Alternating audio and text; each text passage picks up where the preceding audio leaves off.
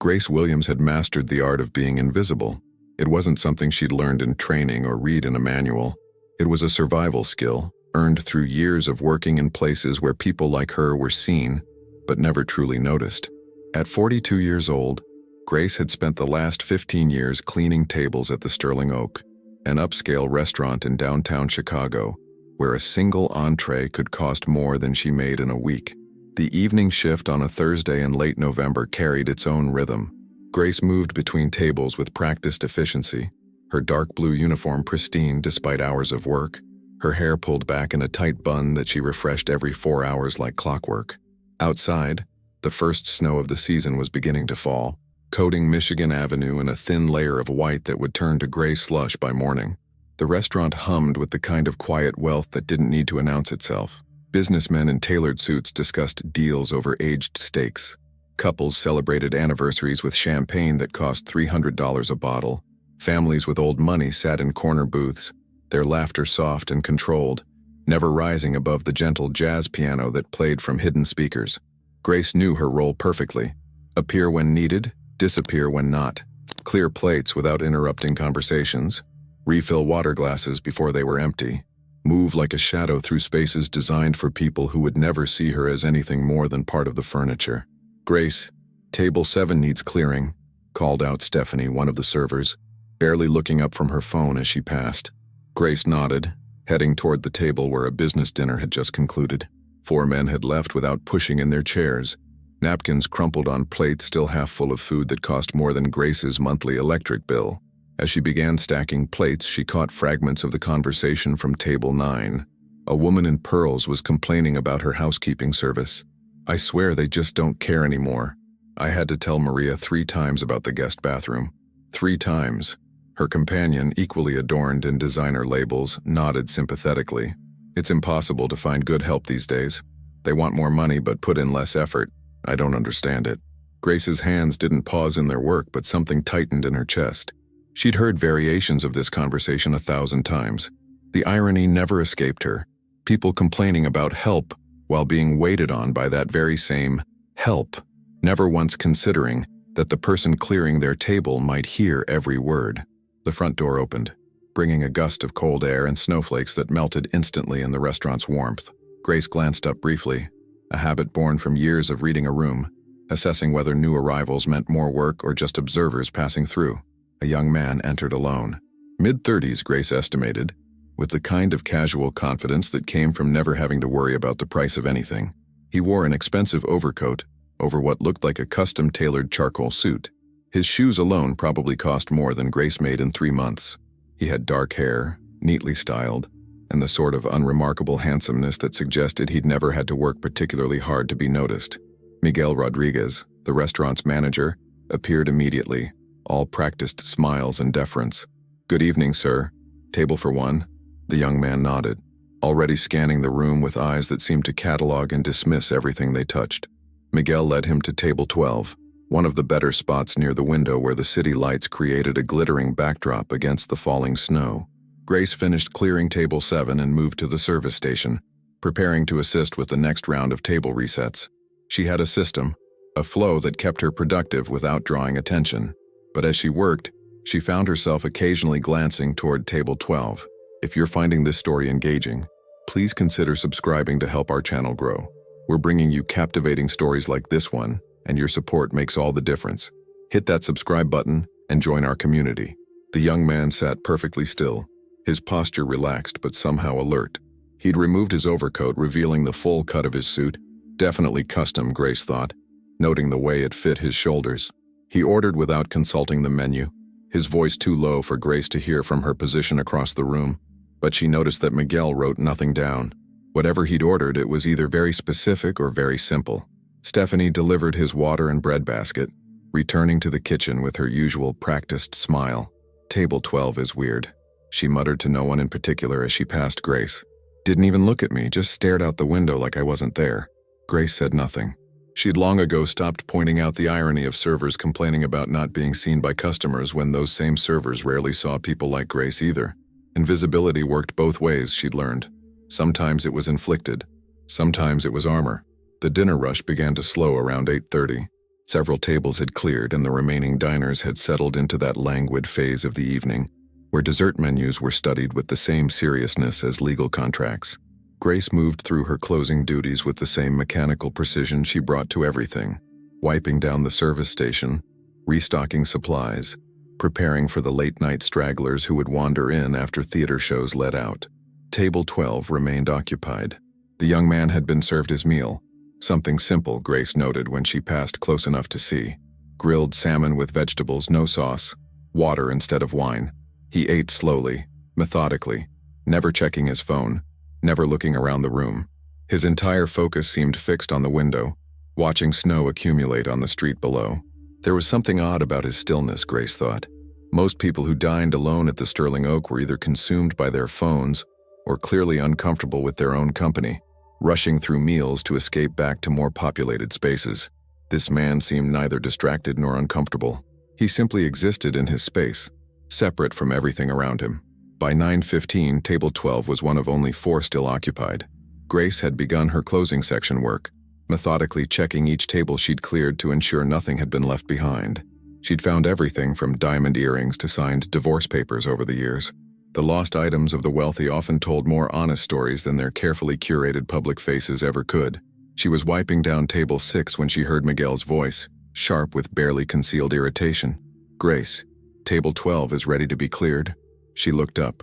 The young man was standing, sliding his arms into his overcoat with unhurried movements. He'd placed several bills on the table. Grace couldn't see the denomination from where she stood, but the way he'd left them suggested someone accustomed to over-tipping more out of habit than generosity. "Yes, Mr. Rodriguez," Grace replied quietly, gathering her supplies. The young man walked toward the exit without a backward glance. He hadn't spoken to anyone beyond his initial order, hadn't made eye contact with a single staff member since arriving. Grace watched him push through the front door and disappear into the snowy night. Just another wealthy stranger passing through her world without leaving a ripple. She approached table 12 with her tray, noting the pristine condition. He'd eaten everything, stacked his dishes neatly, folded his napkin. The bills he'd left were crisp hundreds, 4 of them, for a meal that had probably cost $70 at most. The excess tip wasn't unusual here, but something about the precision of it felt deliberate. Grace began clearing the table with practiced efficiency. Plates stacked just so, silverware sorted, water glass checked for lipstick or fingerprints. As she reached for the receipt that lay folded near the edge of the table, her hand paused. Something felt different. The paper was positioned too carefully, she realized. Not casually discarded like most people left their checks, but placed with intention. The fold was crisp, exact, and when Grace picked it up, she noticed it had weight to it, the slight thickness that suggested something written on both sides. She almost threw it away automatically. After 15 years, her hands knew their work better than her conscious mind. But something made her hesitate. Curiosity? Intuition? Or maybe just the accumulated oddness of the evening. The man's strange stillness, his deliberate isolation, the way he'd moved through the restaurant like a ghost among ghosts. Grace glanced around. The remaining diners were absorbed in their own worlds. Miguel was in his office. The kitchen staff was beginning their own closing routines.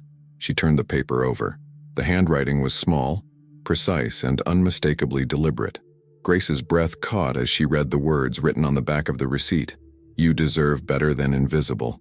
There's an envelope waiting for you at the Oak Street Bank Safety Deposit Box 247. The key is taped under table 12. This isn't charity. This is recognition. You have 24 hours. Her hands trembled slightly as she lowered the paper. For a long moment, Grace stood perfectly still, her mind struggling to process what she'd just read. Around her, the restaurant continued its nightly rhythm. The clink of dishes in the kitchen, the murmur of the remaining diners, the soft jazz still playing from invisible speakers. This had to be a joke, or a mistake, or some elaborate prank that she couldn't quite understand yet. Grace looked down at the table. Under table 12, he'd written. She glanced around again, confirming that no one was watching, then slowly bent down as if retrieving something from the floor. Her hand moved beneath the table's edge, fingers exploring the smooth wood until they found it. A small piece of tape securing something metallic. She peeled it away carefully. A key. Tiny, brass, with the number 247 engraved on its head. Grace straightened up, her heart pounding so hard she could hear it in her ears. The key felt impossibly heavy in her palm. dense with implications she didn't fully understand. She closed her fist around it and slipped it into her apron pocket in one fluid motion, muscle memory taking over while her mind raced. 24 hours.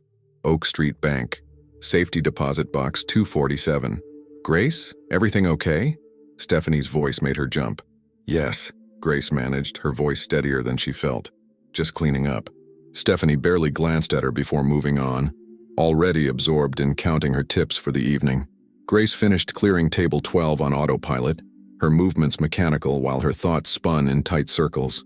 Who was that man? Why would he leave her a key? What could possibly be in a safety deposit box with her name on it? If it even was for her. The note hadn't included her name. Maybe this was meant for someone else. Maybe she'd misunderstood everything. But even as those doubts formed, Grace knew they were just her mind's defensive mechanisms.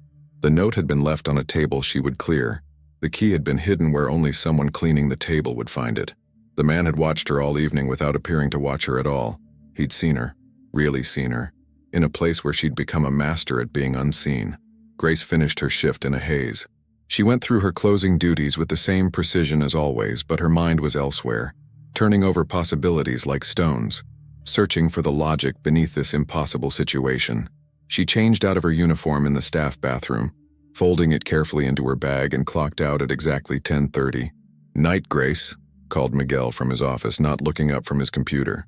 "Good night, Mr. Rodriguez," she replied, her voice carrying the same quiet deference it always did. Outside, the snow had accumulated to about 3 inches, coating Chicago's streets in white that would complicate her commute. Grace pulled her coat tighter and began the familiar walk to the L station. The key in her pocket seemed to burn against her leg, its presence impossible to ignore. The train was nearly empty at this hour. Grace found a seat near the back and stared at her reflection in the dark window, seeing the same face she'd seen for 42 years. Medium brown skin that showed the first signs of aging around her eyes. Hair that she kept natural, but always tied back for work. A body that carried the weight of years spent on her feet, but remained strong enough to do what needed doing. She'd never thought of herself as someone deserving recognition. Grace had been raised by her grandmother after her mother died when she was 6, in a small apartment on the south side where deserving wasn't a word that applied to people like them. You worked hard, kept your head down, and survived. Recognition was something that happened to other people. People with education, opportunities, lighter skin, or just better luck. The train lurched to her stop. Grace stepped onto the platform and made her way down the stairs to street level, where the neighborhood looked different under snow. The bodega on the corner was still open, its fluorescent lights harsh against the white landscape. Old Mr. Patterson sat in his usual spot by the radiator, nodding at her as she passed. "Evening, Grace." "Evening, Mr. Patterson." Her apartment building stood 4 stories tall. Red brick faded to something closer to rust, with a front entrance that required shouldering the door hard because the frame had warped years ago, and the landlord never fixed anything unless legally compelled. Grace climbed to the 3rd floor, unlocked 2 deadbolts, and stepped into the small 1-bedroom apartment that had been home for the past 12 years. She set her bag down carefully, removed her coat, and stood in the center of her living room, suddenly uncertain what to do with herself. The apartment was spotless. Grace couldn't tolerate mess after spending her days cleaning up after others, but sparse. Thrift store furniture that she'd restored herself, walls painted a warm cream that she'd done on a rare weekend off, photographs of her grandmother in simple frames. The key was still in her pocket. Grace pulled it out and studied it under the overhead light. Nothing special about it beyond the number engraved on its head, 247. She turned it over in her fingers, testing its weight, trying to imagine what it might unlock. She should throw it away, she thought. This was clearly some kind of scam. Rich people didn't just leave mysterious keys for black maids they'd never spoken to. Things like this didn't happen to people like her. The smart move, the safe move, was to forget the whole thing and go back to her normal life. But Grace couldn't stop thinking about the note. "You deserve better than invisible." Those words hit somewhere deep, in a place she'd learned to armor against exactly this kind of hope. Because hope was dangerous when you lived the way Grace lived, paycheck to paycheck, one emergency away from disaster, always aware that the world saw her as expendable, replaceable, forgettable. She'd been invisible for so long that she'd almost started to believe that's all she was. Grace made herself a simple dinner, leftover rice and chicken from 2 nights ago, reheated and eaten standing at her kitchen counter. She washed the dish immediately, dried it, put it away. Then she sat on her couch and stared at the key on her coffee table until her eyes grew tired. Sleep came in restless fragments. Grace dreamed of locked boxes and unopened doors, of faceless men in expensive suits who saw everything and nothing, of her grandmother's hands, work-worn and gentle, pressing something into her palm that she couldn't quite see. She woke at 5:30, earlier than her alarm. Friday morning light was just beginning to paint her bedroom walls gray. Grace lay still for a moment, listening to the building come alive around her. Pipes clanging, footsteps overhead, the distant sound of traffic building on the street below. The key was still on her coffee table, exactly where she'd left it. Grace got up, made coffee, showered, and dressed in her civilian clothes. Jeans and a sweater, both old but clean and well-maintained. She had the day off, one of 2 per week, usually spent running errands, cleaning her apartment, and trying to stretch her budget to cover everything it needed to cover. Oak Street Bank opened at 9. Grace checked the address on her phone. Downtown, about 20 minutes on the L from her apartment. She could be there when it opened, in and out quickly, before she lost her nerve or talked herself out of this entirely. At 8:30, she stood in front of her bathroom mirror and studied her reflection. She looked tired, she thought, older than 42. But there was something in her eyes this morning that hadn't been there yesterday. A spark of something that might have been curiosity, or might have been the first dangerous flutter of hope. "You're being stupid, Grace Williams," she told her reflection. "This is probably nothing, probably a mistake." But she picked up the key anyway.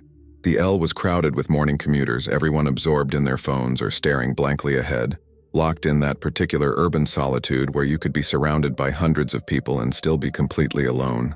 Grace found a spot near the door and watched the city slide past the windows. Chicago looked different in daylight, especially under fresh snow. The grimness that defined so much of the city was temporarily hidden, everything softened and made clean. It wouldn't last. By afternoon, the snow would be trampled to gray slush, all the beauty leached away by reality. But for now, the city almost looked like the postcards they sold to tourists. Grace got off at State Street and walked the 3 blocks to Oak Street Bank. It was one of those older institutions that had survived the digital age by catering to clients who valued discretion and tradition over convenience. The building was limestone and brass, with marble floors and wood-paneled walls that spoke of old money and older secrets. She pushed through the heavy revolving door at exactly 9:03. Inside, the bank was quiet, almost reverent. A security guard nodded at her from his position near the entrance. 2 tellers were opening their windows. A woman in a dark suit sat behind a desk marked Client Services, looking up expectantly as Grace approached. "Good morning," the woman said with professional warmth. "How can I help you today?" Grace's throat felt dry. She pulled the key from her pocket and held it up, the number 247 clearly visible. "I need to access a safety deposit box." The woman's expression didn't change, but something in her eyes sharpened with interest. "Of course. Do you have identification?" Grace handed over her driver's license. The woman studied it for a moment, then typed something into her computer. Her fingers paused. She looked up at Grace with an expression that was harder to read now. "Ms. Williams, if you'll follow me, please." They walked through the main banking floor to a secure door that required a keycard to open.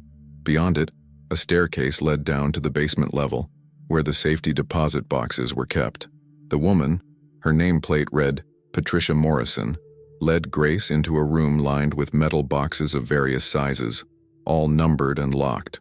Box 247 was medium-sized, located at eye level in the 3rd row.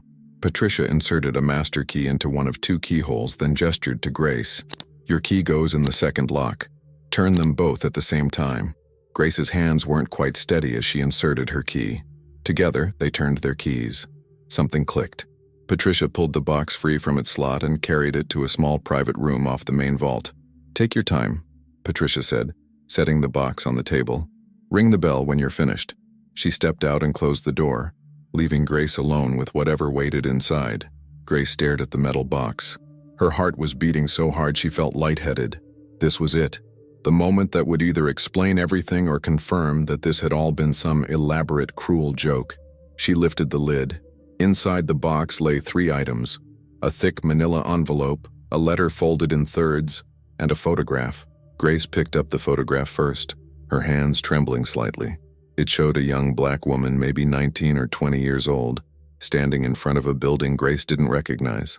The woman wore a maid's uniform similar to Grace's own, and her smile was hesitant, almost apologetic. The photo was old. The colors had that faded quality of images from the 1980s, but something about the woman's face felt familiar in a way Grace couldn't immediately place. She set the photo down and unfolded the letter.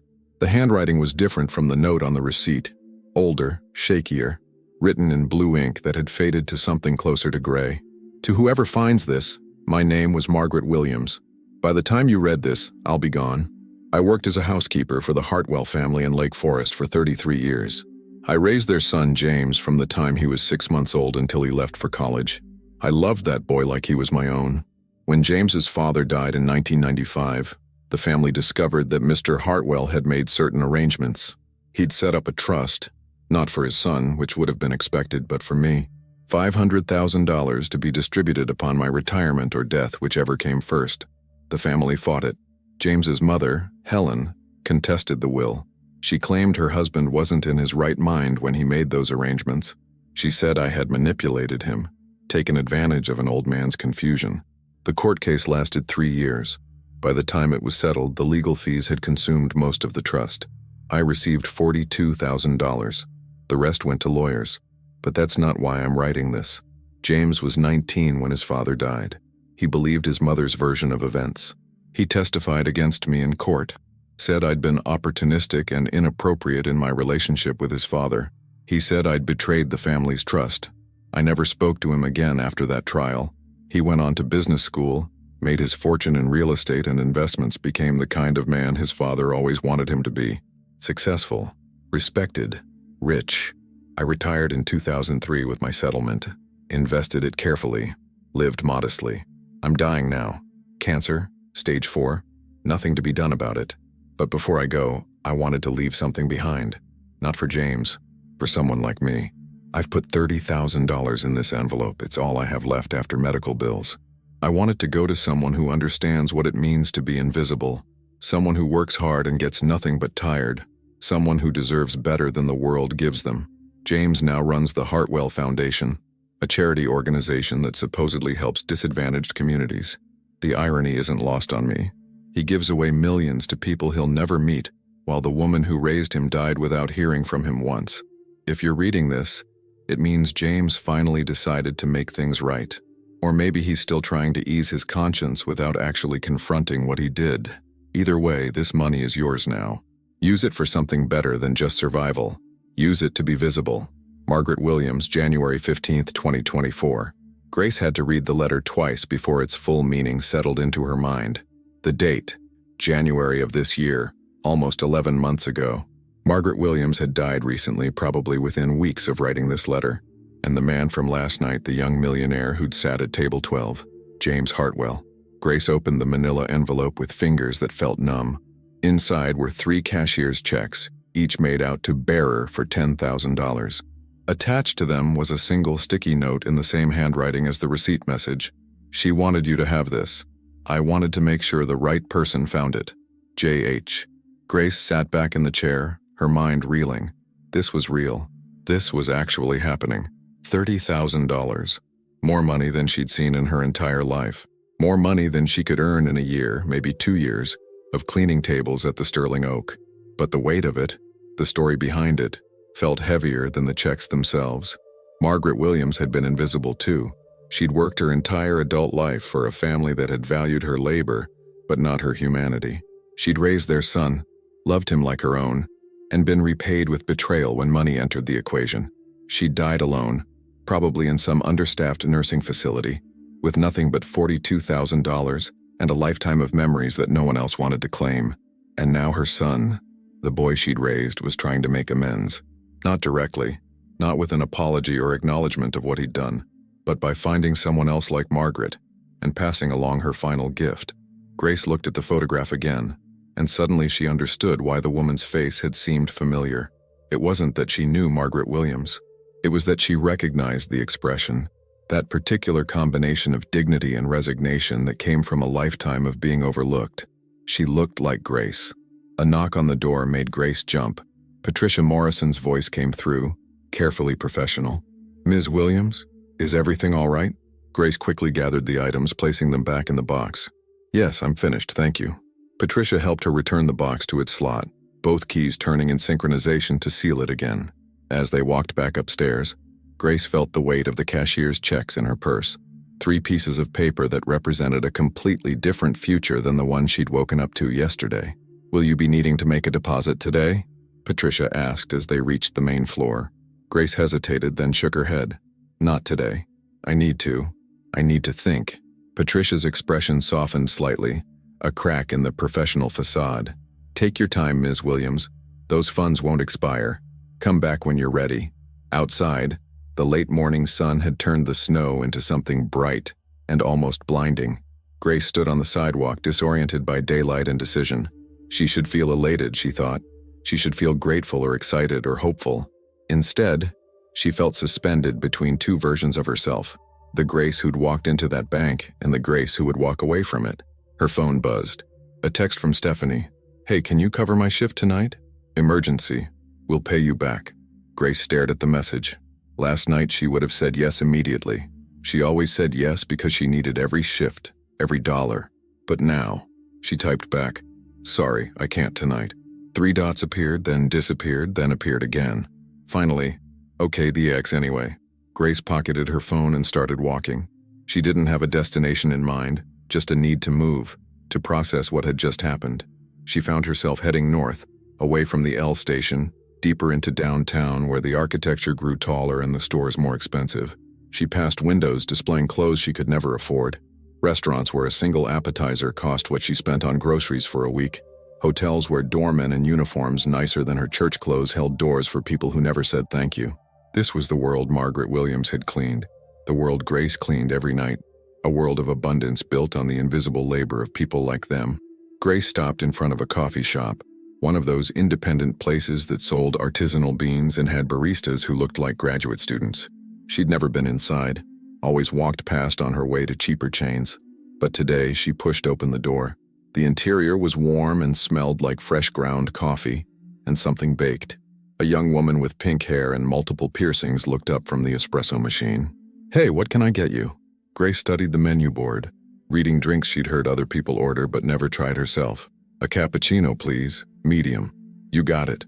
The barista moved with casual efficiency, grinding beans, steaming milk, creating art in foam that would disappear with the first sip. That'll be $5.50. Grace handed over a $10 bill from her wallet. Not the checks, she wasn't ready to touch those yet, and received her change and a ceramic cup that felt good in her hands. She found a seat by the window and sat down. Just another customer in a coffee shop, unremarkable and unnoticed. But for once, invisible felt like a choice rather than a condition. She sipped her cappuccino slowly, letting herself just exist in this moment. Outside, Chicago moved at its usual pace. People rushing past on sidewalks, taxis honking, buses pulling up to stops. Grace watched it all from behind glass, removed but not disconnected, thinking about Margaret Williams and James Hartwell, and the strange transaction that had brought them all together across time and death and guilt. James Hartwell had seen her last night, really seen her. He'd watched her move through the sterling oak, clearing tables and refilling water glasses, and he'd recognized something in her that reminded him of the woman who'd raised him. Maybe it was the way she moved.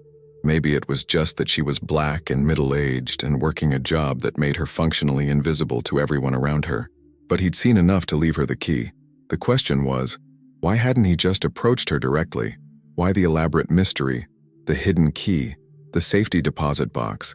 Was it guilt, shame, or just the privilege of someone who could afford to be indirect because he'd never had to ask for anything straightforward in his life? Grace finished her cappuccino and checked her phone. It was just past 11.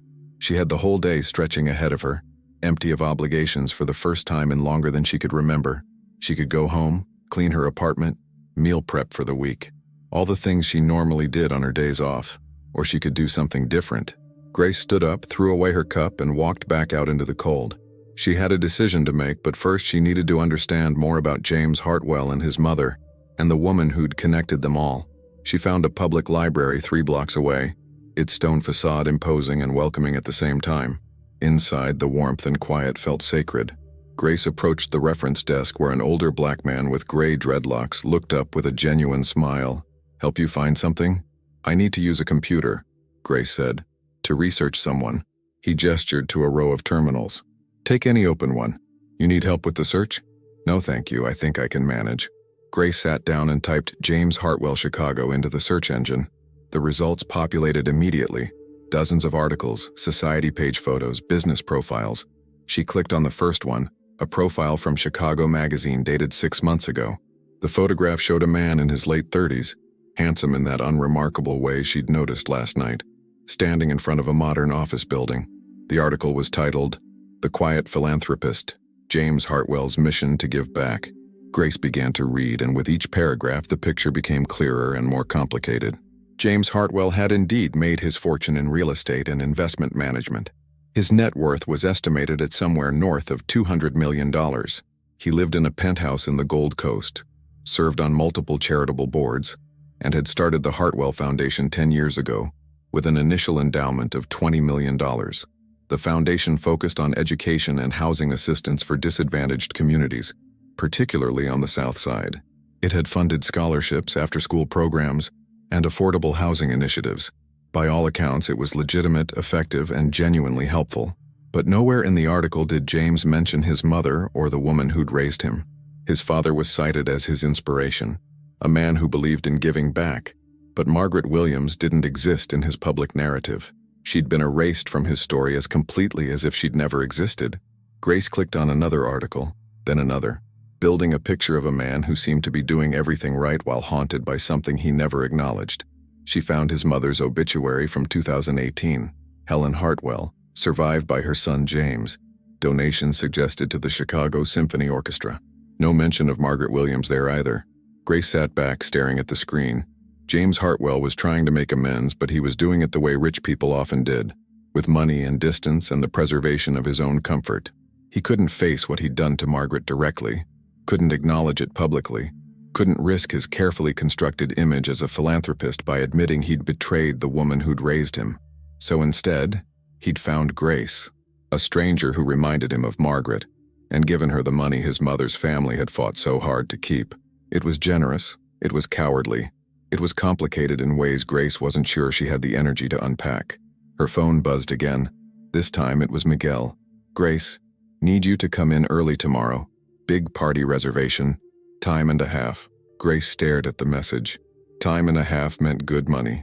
Money she would have jumped at yesterday. But she had $30,000 waiting in a safety deposit box. She didn't need to jump anymore. She typed back, "I'll be there at my regular time, Mr. Rodriguez. Not earlier." Then she turned off her phone before she could see his response. Grace spent the rest of Friday in a kind of suspended animation, moving through her neighborhood like a tourist in her own life. Everything looked different now, not changed, but revealed. The corner store where she bought groceries suddenly seemed smaller, shabbier. The bus stop where she'd waited 1,000 times felt temporary, like a place she was just passing through rather than somewhere she belonged. By Saturday morning, she still hadn't deposited the checks. They sat in her purse, 3 pieces of paper that represented a possibility she didn't quite know how to hold. At 7 a.m., Grace stood in front of her closet, looking at her sterling oak uniform. She'd ironed it Friday afternoon out of habit, the same way she'd ironed it every week for 15 years. The fabric was worn but immaculate, the collar crisp, every button secure. It was armor and prison both, the costume of her invisibility. She put it on anyway. The Saturday lunch shift at the Sterling Oak was always busy. Business brunches, family gatherings, tourists who'd read about the restaurant in guidebooks. Grace moved through her usual routines, but something fundamental had shifted. She felt herself occupying space differently, taking up room she'd previously made herself smaller to avoid. "Grace, table 4 needs water," Stephanie called out, not looking up from her phone.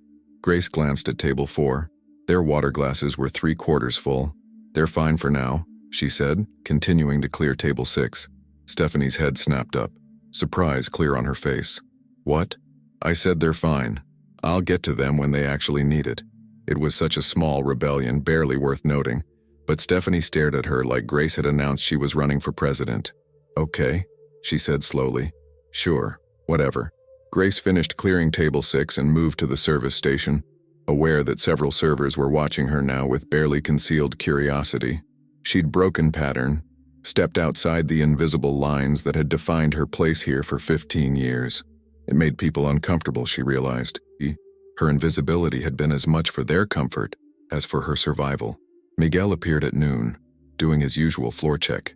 His eyes swept the dining room, cataloging everything with the precision of someone whose job depended on perfection. When his gaze landed on Grace, something flickered across his face. Confusion maybe, or suspicion. "Grace, can I see you in my office?" Grace followed him through the kitchen, past line cooks who didn't look up from their work, to the small office tucked behind the dry storage. Miguel closed the door and gestured to the chair across from his desk. Grace remained standing. "Is there a problem, Mr. Rodriguez?" Miguel's eyes narrowed slightly. In 15 years, Grace had never declined to sit when he'd offered her a chair. "No problem," he said carefully. "I just wanted to check in. You seem different today." "Different how?" "I don't know."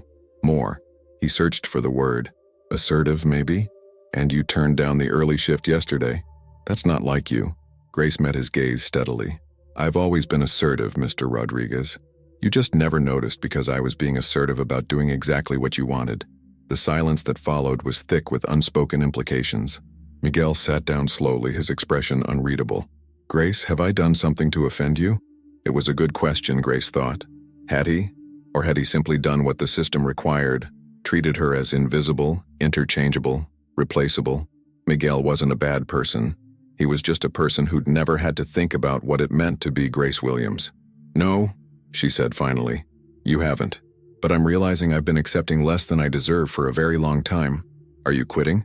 The question surprised her. "No, not yet, but I might be soon." Miguel absorbed this, then nodded slowly. "Okay.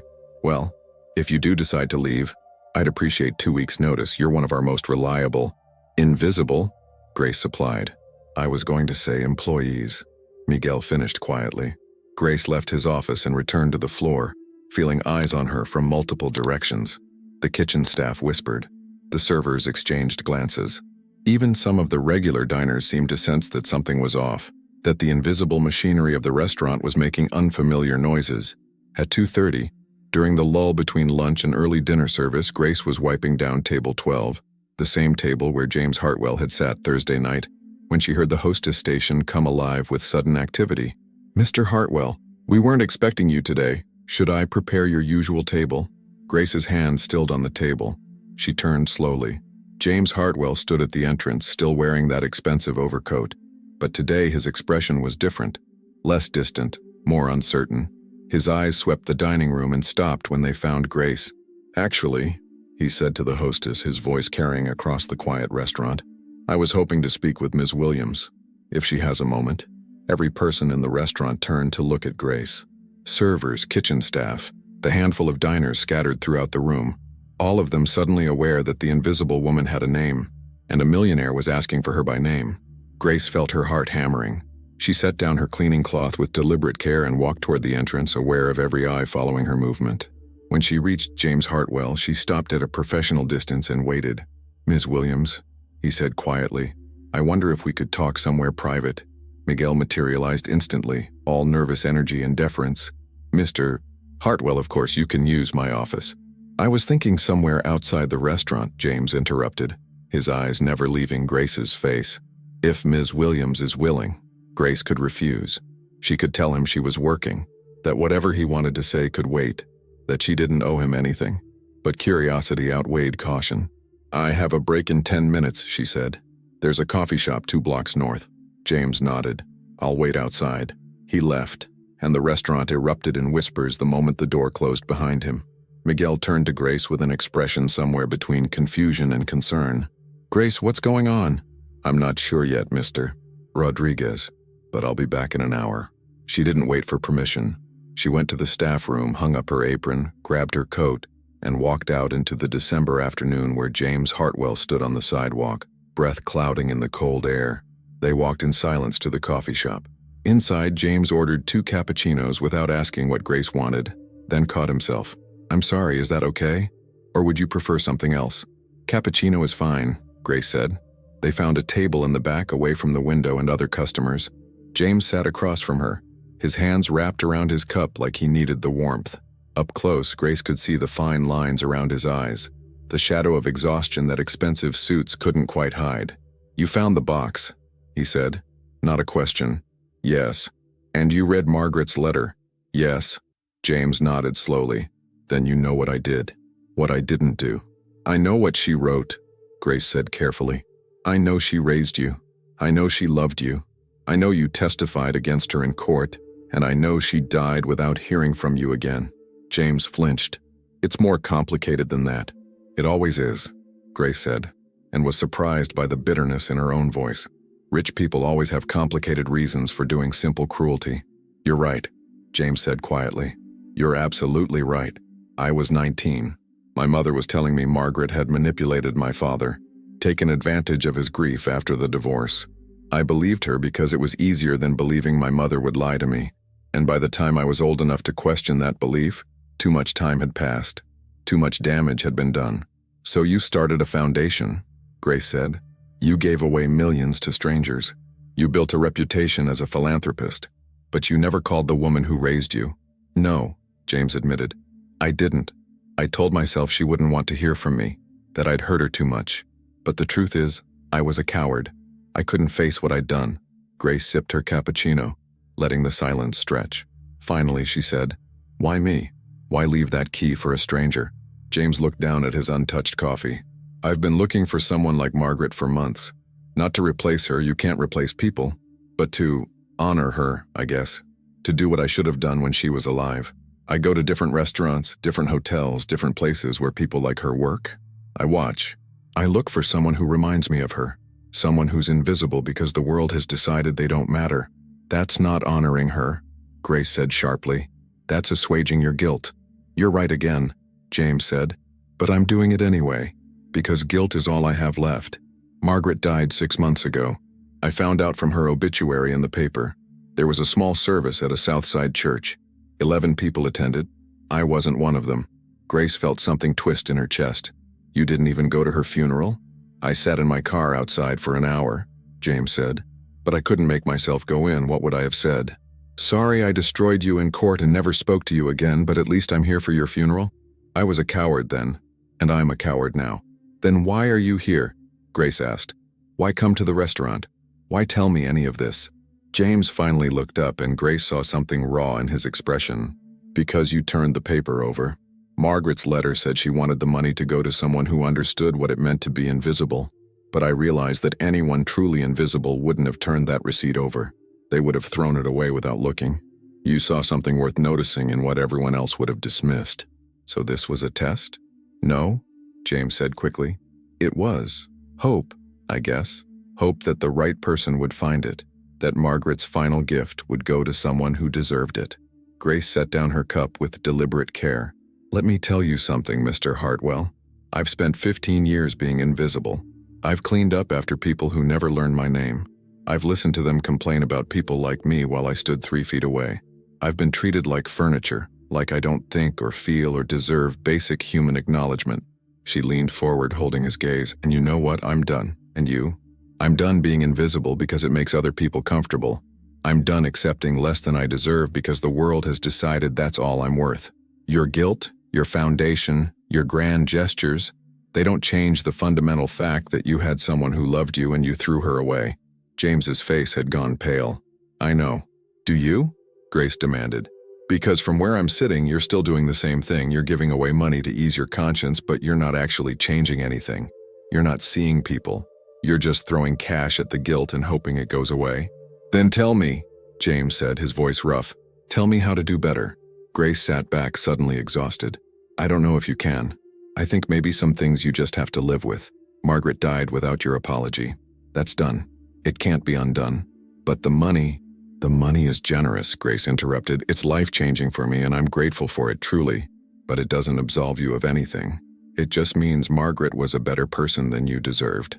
James absorbed this like a physical blow. They sat in silence for a long moment, the coffee shop buzzing with other people's conversations, other people's normal Saturday afternoons. Finally, James said, What will you do? With the money? Grace thought about the checks in her purse, about her apartment and her job and the life she'd built from nothing but determination and survival. I don't know yet, she admitted. But whatever I do, it'll be visible. It'll matter.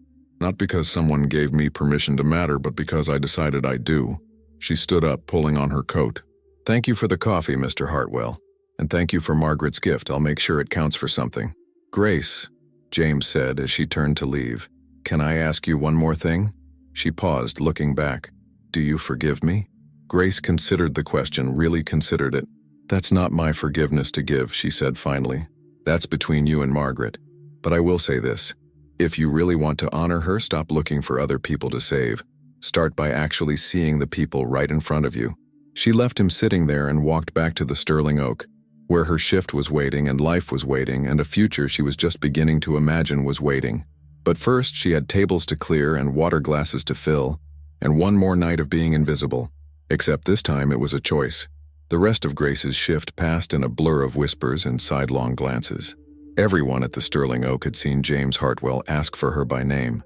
Everyone had watched her leave with him, and now everyone wanted to know what it meant. So are you dating him or something? Stephanie asked during the dinner rush, trying to sound casual and failing completely. No, Grace said, refilling a water pitcher. But he came specifically to see you. A millionaire came to see you. Grace looked at Stephanie directly. Yes, he did. Because I'm a person worth seeing. Stephanie blinked, taken aback by the directness. I didn't mean, I know what you meant, Grace said, not unkindly. And no, we're not dating. We just had something to discuss. She walked away before Stephanie could ask more questions, aware that the explanation would satisfy no one. Let them wonder, Grace thought. Let them imagine whatever story made sense to them. She was done managing other people's perceptions of her life. At 9:30, as Grace was finishing her closing duties, Miguel approached her again. His expression was carefully neutral, but Grace could see the calculation behind his eyes. Grace, I wanted to apologize if I seemed intrusive earlier. Your personal business is your own. Thank you, Mr. Rodriguez. That said, he continued, Mr. Hartwell is a valued client, one of our most generous patrons. If there's any issue between you two, I need to know about it, for the restaurant's sake. Grace set down the tray she'd been carrying and turned to face him fully. Mr. Rodriguez, there's no issue. Mr. Hartwell and I had a private conversation about a private matter.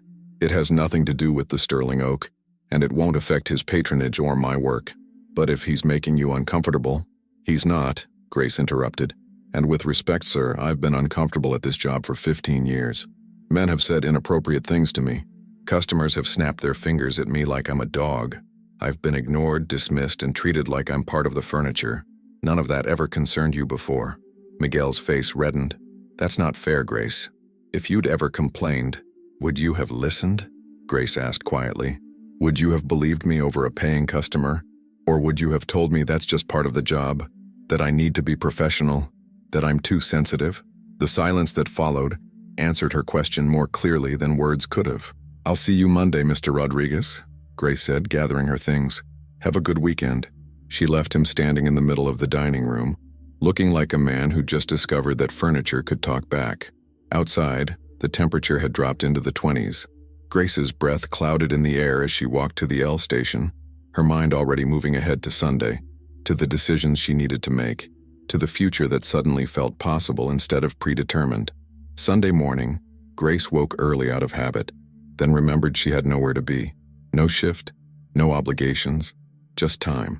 She made coffee and sat at her small kitchen table with a notebook she'd bought years ago and never used, opening it to a fresh page. At the top, she wrote, "What do I want?" The question felt enormous, almost paralyzing. Grace had spent so much of her life focused on survival that she'd forgotten to consider what living might look like. But she forced herself to start writing, letting the words come without judgment. A job where people see me, an apartment that doesn't leak, to go back to school, to travel somewhere I've never been, to not be tired all the time, to matter. That last one hit hard. Grace stared at it for a long moment, then underlined it twice. She'd always mattered. She knew that intellectually. But she wanted to matter in a way that was acknowledged, visible, real. She wanted her existence to leave an imprint on the world instead of sliding past unnoticed. Her phone rang, startling her. Unknown number. Grace almost didn't answer, but curiosity won out. Hello, Ms. Williams. This is Patricia Morrison from Oak Street Bank. I hope I'm not calling at a bad time. Grace sat up straighter. No, it's fine. Is something wrong? Not at all, Patricia said warmly. I wanted to let you know that Mr. Hartwell came by yesterday afternoon. He added something to your safety deposit box. I thought you'd want to know. Grace's grip tightened on the phone. He what? He had authorization. He's the one who set up the box originally. He added an envelope. You're welcome to come view it at your convenience. After Grace hung up, she sat staring at her phone, torn between curiosity and irritation. What was James Hartwell playing at now? She'd told him yesterday that his money didn't absolve him of anything. Had he not heard her? Or had he decided that more money would somehow change the fundamental truth of what he'd done? By noon, curiosity had won. Grace found herself back at Oak Street Bank, being escorted by Patricia down to the vault. The box came out, and inside, on top of Margaret's envelope, was a new one. Cream-colored, expensive paper, with Grace's name written on the front in James's precise handwriting. Grace opened it. Inside was a letter and a business card. The card read, Dr. Yolanda Chen, Educational Counselor, Columbia College, Chicago. Written on the back in James's handwriting, she's expecting your call. Full scholarship, any program, no strings. Grace set the card aside and unfolded the letter. Dear Grace, you were right yesterday, about all of it. I've been using money to avoid actually doing the hard work of changing. I've been performing philanthropy instead of practicing humanity. But you were also right about something else. Some things can't be undone. I can't apologize to Margaret. I can't take back what I did. I have to live with that. What I can do is try to be better going forward.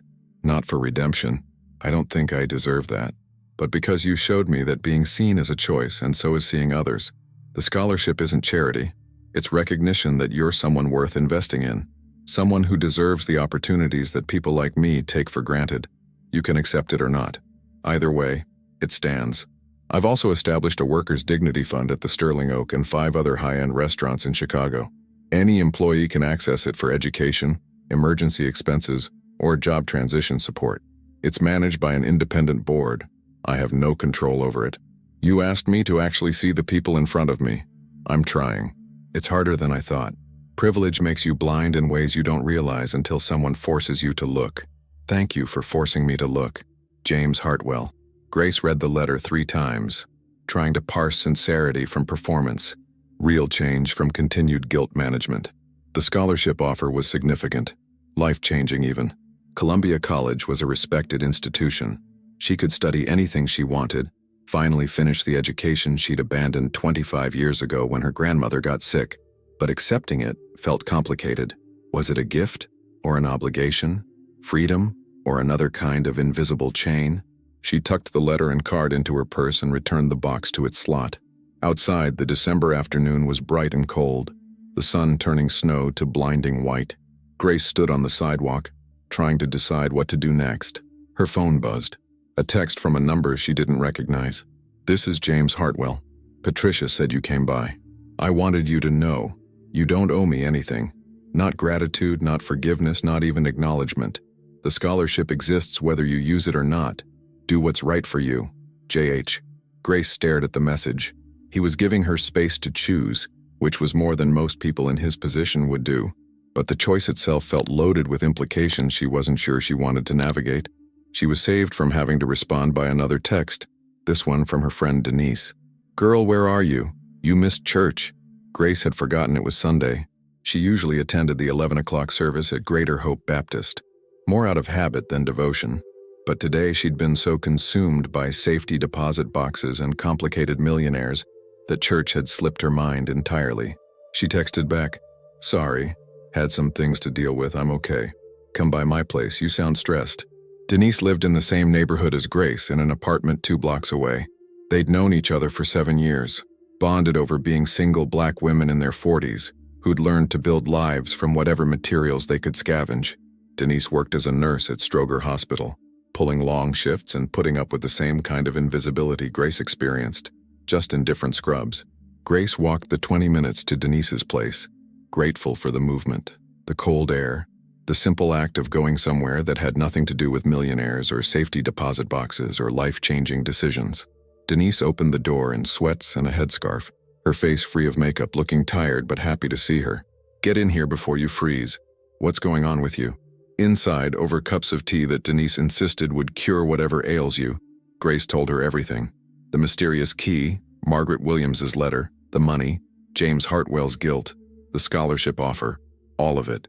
Denise listened without interrupting, her expression cycling through shock, disbelief, anger, and finally something that might have been pride. "So you basically told a millionaire that his money doesn't absolve him of being a terrible person?" Denise said when Grace finished. "More or less." Denise laughed, loud and genuine. "Girl, I love you. That man probably hasn't heard no in his entire life. It's not funny, D. I don't know what to do. The money is real. The scholarship is real. But it all feels complicated." "Of course it's complicated," Denise said. "Rich people always make things complicated because they can afford to. But here's what I think. That Margaret woman, she left you that money because she saw something in you that reminded her of herself, not just the job, but the dignity, the strength it takes to survive being invisible." "I know, but nothing," Denise interrupted.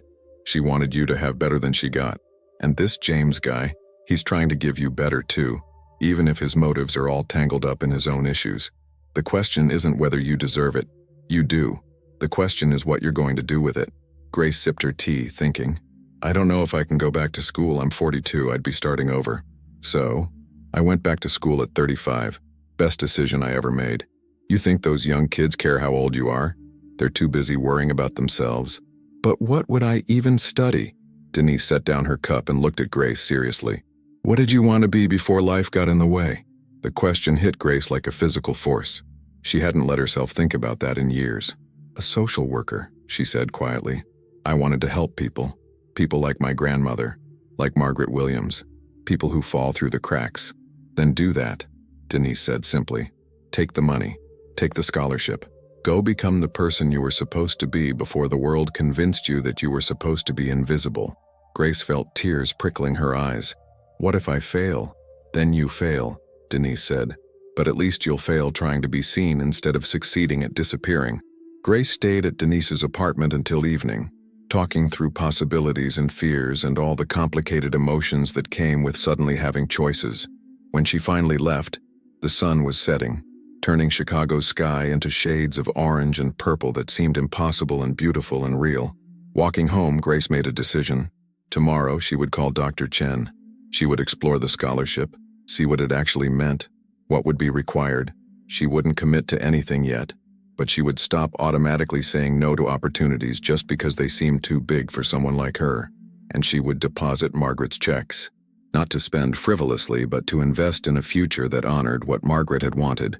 For someone invisible to become visible, for someone dismissed to become undeniable. Her phone buzzed one more time as she reached her building. James Hartwell again. "One more thing. The Sterling Oak is hiring a new assistant manager. I suggested they consider internal candidates first. Miguel has your name. No pressure, just information. JH." Grace stared at the message, then laughed. A short, sharp sound that echoed in the empty street. James Hartwell was still trying to fix things with money and influence, still operating in the only language he knew. But at least he was trying. At least he was seeing her enough to know that she might want more than just being invisible. She texted back, "Thank you, but I think I'm done working at the Sterling Oak. I have other plans." His response came immediately. "Good. You deserve better than that place anyway. Good luck, Grace Williams." Grace put her phone away and climbed the stairs to her apartment. Tomorrow would bring new decisions, new possibilities, new versions of herself that she was just beginning to imagine. But tonight, she would sit in her small, clean apartment and just be visible to herself if no one else. It was enough. For now, it was enough. 3 months later, Grace Williams walked through the doors of Columbia College Chicago as a student for the first time in 25 years. The decision hadn't been easy. Between that Sunday afternoon with Denise and this Monday morning in March, Grace had wrestled with doubt, fear, and the deeply ingrained belief that people like her didn't get second chances. But she'd made the call to Dr. Chen. She'd filled out the application. She'd met with advisors who treated her not as invisible help, but as a prospective student worth investing in. And now here she was, enrolled in the social work program, carrying a backpack instead of cleaning supplies, walking through halls where she belonged, instead of spaces she was merely permitted to occupy. The scholarship covered everything: tuition, books, even a modest living stipend. James Hartwell had been true to his word about no strings attached. After that final text exchange in December, Grace hadn't heard from him directly, but she'd seen the impact of his Workers' Dignity Fund. 3 people from the Sterling Oak had already used it. One for dental work, one for car repairs, one to enroll in culinary school. Grace had given her 2 weeks' notice in January. Miguel had accepted it with a mixture of relief and regret, clearly still uncomfortable with the version of Grace who talked back and set boundaries. Her last shift had been February 14th, Valentine's Day, appropriately enough, a day about love, and Grace was finally learning to love herself enough to demand visibility. Now, sitting in her first class, Introduction to Social Work Practice, Grace felt simultaneously ancient and newborn. She was easily 20 years older than most of her classmates, her hands scarred from years of manual labor while theirs were smooth and unmarked. But when the professor, Dr. Lisa Okonkwo, called on her to introduce herself, Grace didn't shrink or apologize for her presence. "My name is Grace Williams," she said clearly. "I'm 42. I've spent the last 15 years working as a maid in an upscale restaurant. I'm here because I want to help people who are invisible the way I was invisible. And I'm here because someone I never met believed I deserved better than survival." The classroom was silent for a moment. Then Dr. Okonkwo smiled. Warm, genuine, seeing. "Welcome, Grace. I think you're going to teach us as much as we teach you." After class, several students approached her. A young woman named Taylor said her mother cleaned houses. A guy named Marcus said his father was a janitor at Northwestern. They recognized something in Grace's story, saw their own families reflected in her journey. For the first time in longer than she could remember, Grace felt seen not as a curiosity or a charity case, but as a person whose experience mattered, whose presence added value to a space simply by being in it. She left campus at 4 and took the L to a coffee shop in Logan Square where she'd agreed to meet someone. The place was crowded with the after-work crowd, laptops open, conversations flowing, the particular energy of a city transitioning from day to night. Grace ordered a cappuccino. She'd developed a taste for them since December, and found a table near the window. She was early, so she pulled out her social work ethics textbook and began reading the first chapter, highlighting passages that resonated, making notes in the margins. "Ms. Williams?" Grace looked up. A black woman in her late 50s stood beside her table, elegant in a navy suit, her silver hair cut short and natural. She had the kind of face that suggested she'd earned every line and wore them proudly. "Dr. Chen?" Grace stood, extending her hand. "Please call me Yolanda," the woman said, shaking Grace's hand firmly before sitting down. "I wanted to meet you in person. James told me about you, but I prefer to make my own assessments." Grace settled back into her chair, studying the woman across from her. "You're friends with James Hartwell?" "Colleagues, more accurately," Yolanda said. "I run the educational programs for the Hartwell Foundation. When James told me about Margaret's letter and what happened with you, I insisted on being involved. I don't facilitate scholarships for people I haven't met. So this is an evaluation. This is a conversation," Yolanda corrected gently, "between two women who understand what it means to fight for space in rooms that weren't designed for us." Over the next hour, Yolanda told her story. She'd grown up on the South Side, daughter of a single mother who'd worked 3 jobs.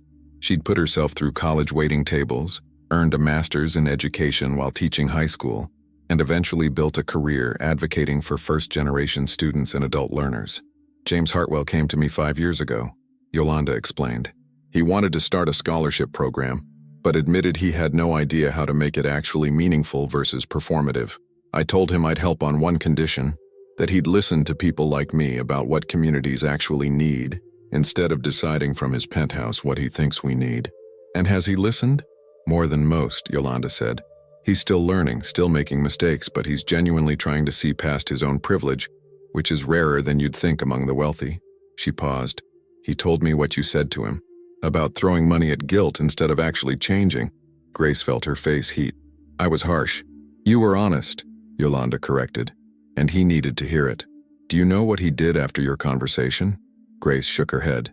"He spent 3 weeks working undercover at one of his hotels. Housekeeping staff, minimum wage, no special treatment. Said he wanted to understand what Margaret's life had actually been like." Yolanda smiled slightly. "He lasted 18 days before his back gave out, but he learned more in those 18 days than he'd learned in 38 years of charity work." Grace absorbed this, trying to reconcile the image of James Hartwell cleaning hotel rooms with the man who'd sat at table 12 in his expensive suit, radiating privilege and distance. "Why are you telling me this?" Grace asked. "Because you changed something in him," Yolanda said. And I wanted you to know that your words mattered. That being seen works both ways. When you demanded that he see you, you also made him visible to himself in ways he'd been avoiding. They talked until the coffee shop began preparing for its evening transition, the conversation ranging from Grace's classes to Yolanda's work, to the complicated intersection of privilege, guilt, and genuine change. By the time they parted ways, Grace had Yolanda's personal number and an open invitation to reach out whenever she needed guidance. "You're going to be good at this," Yolanda said as they stood to leave. "Social work, I mean. You have the most important qualification. You understand what it means to need help and not receive it." Grace walked home through a city that felt different than it had 3 months ago. Not changed. Chicago was still Chicago, still stratified by race and class and money, but her relationship to it had shifted. She moved through these streets now as someone with a future, instead of someone just surviving the present. Her phone rang as she reached her building. Unknown number again, but Grace had stopped being afraid of unknown numbers. "Hello? Grace Williams?" A woman's voice, professional but warm. "Yes? This is Rebecca Hart from WGN News. I'm working on a story about the Workers' Dignity Fund that's been established at several Chicago restaurants. James Hartwell's office suggested I speak with you. Would you be willing to do an interview?" Grace's first instinct was to say no. Being on television, being seen by thousands of people, it felt exposing in a way that scared her. But then she thought about Margaret Williams dying in obscurity, her story untold except for a letter in a safety deposit box. "Yes," Grace said. "I'll do it." The interview was scheduled for the following week. In the days leading up to it, Grace felt her anxiety building. What would she say? How would she explain everything that had happened without sounding bitter or ungrateful, or like she was performing for sympathy? The night before the interview, Grace couldn't sleep. She lay in bed, staring at her ceiling, thinking about visibility and voice and the responsibility that came with being seen. Finally, at 2 a.m., she got up and wrote out what she wanted to say, the story she wanted to tell, not just her own but Margaret's and the millions of other invisible workers who cleaned and served and labored without acknowledgement. The interview took place at a studio in downtown Chicago. Rebecca Hart was a veteran journalist, known for stories that highlighted inequality and systemic issues. She put Grace at ease immediately, talking her through the process, making it feel like a conversation rather than an interrogation. When the camera started rolling, Rebecca began with a simple question. "Grace, tell me about Margaret Williams."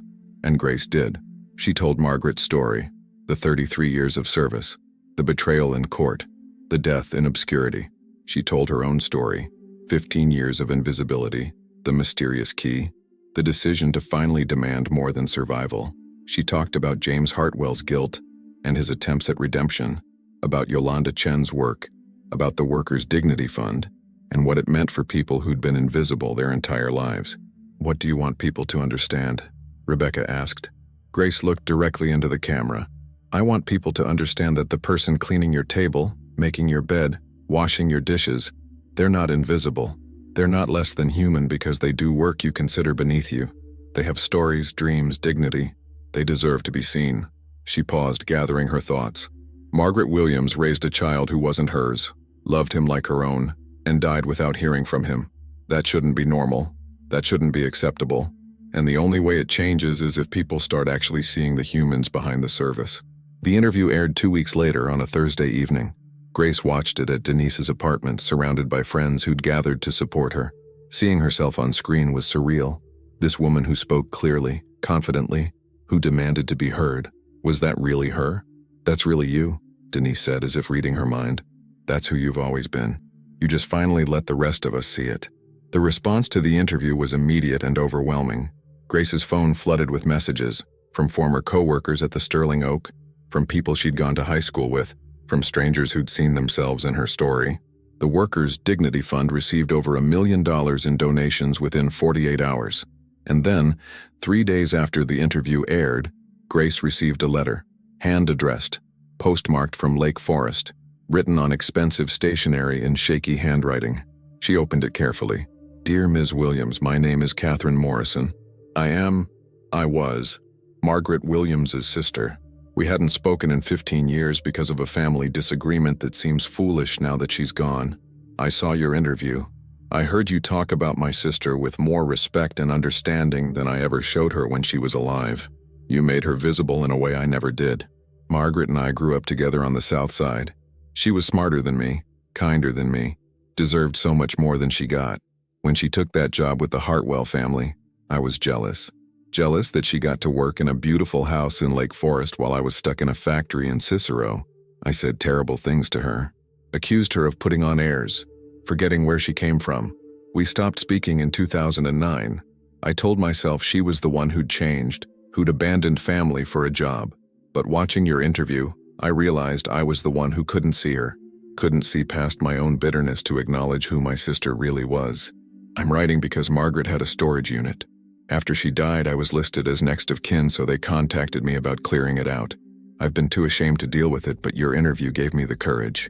Inside, I found boxes of letters Margaret had written but never sent. Letters to James Hartwell mostly, explaining her life, her choices, her love for him despite what happened. She also kept a journal, 40 years of entries about the family she worked for, the children she helped raise, the invisible labor that sustained wealthy lives. I think these should be preserved, shared maybe, so people can understand what women like Margaret experienced. But I don't know how to do that. Would you be willing to meet with me?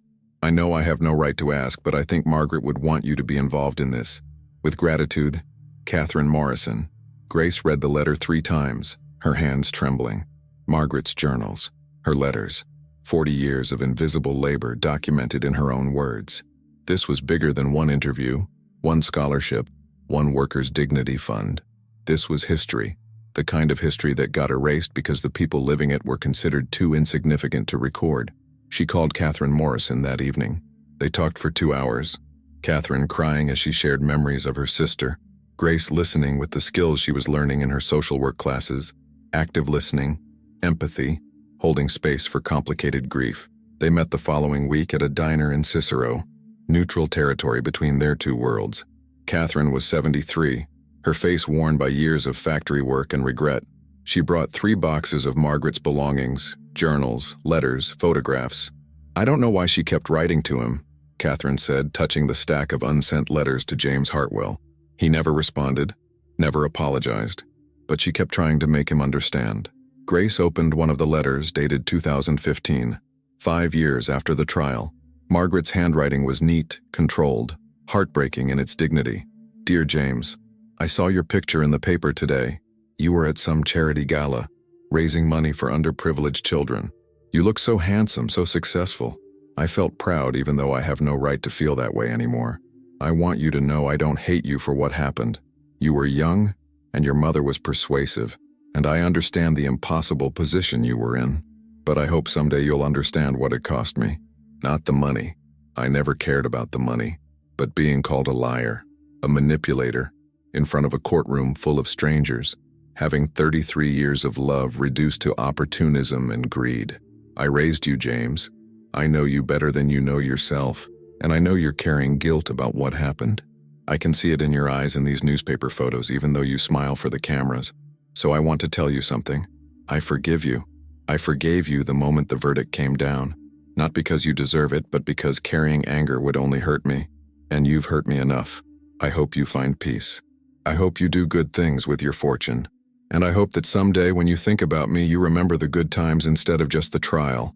Love always, Margaret. Grace felt tears streaming down her face. She looked up at Catherine, who was crying too.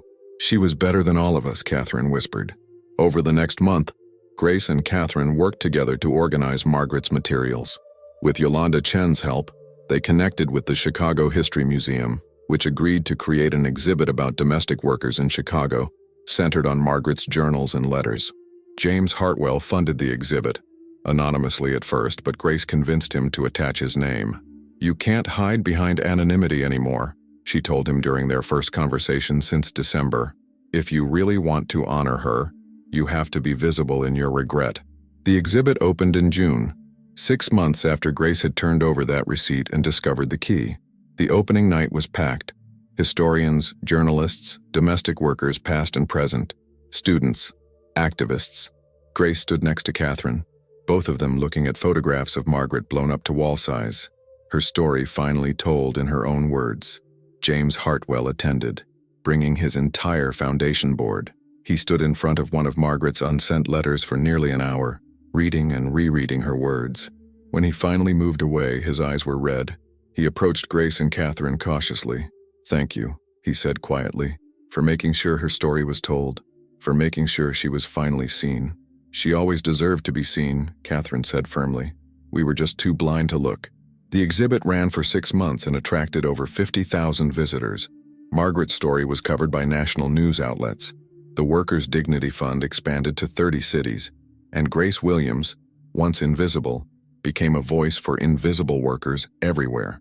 She finished her first year of social work school with a 3.9 GPA. She'd found her calling in advocacy for domestic workers, combining her lived experience with academic knowledge to push for policy changes and legal protections. She testified before the Chicago City Council about wage theft and working conditions. She gave talks at universities and community centers. She was seen, heard, undeniable. On a warm evening in August, 1 year after that Thursday night when a millionaire had left a key under a table, Grace returned to the Sterling Oak. Not as an employee, but as a guest. Miguel greeted her at the door, his expression a mixture of pride and discomfort. "Grace, it's good to see you." "It's good to be seen, Mr. Rodriguez." She'd been invited by the restaurant's new owner. The Sterling Oak had been purchased by a cooperative of hospitality workers, funded partially by James Hartwell's foundation and partially by a coalition of labor organizations. The staff now had ownership stakes, benefits, and a voice in management decisions. Grace sat at table 12, the table where everything had changed. A young black woman approached to take her order. Her name tag read Jessica, and she moved with the same careful invisibility Grace remembered so well. "Good evening," Jessica said quietly. "What can I get you?" Grace looked up and made deliberate eye contact. "Hi, Jessica. I'd like the salmon, please.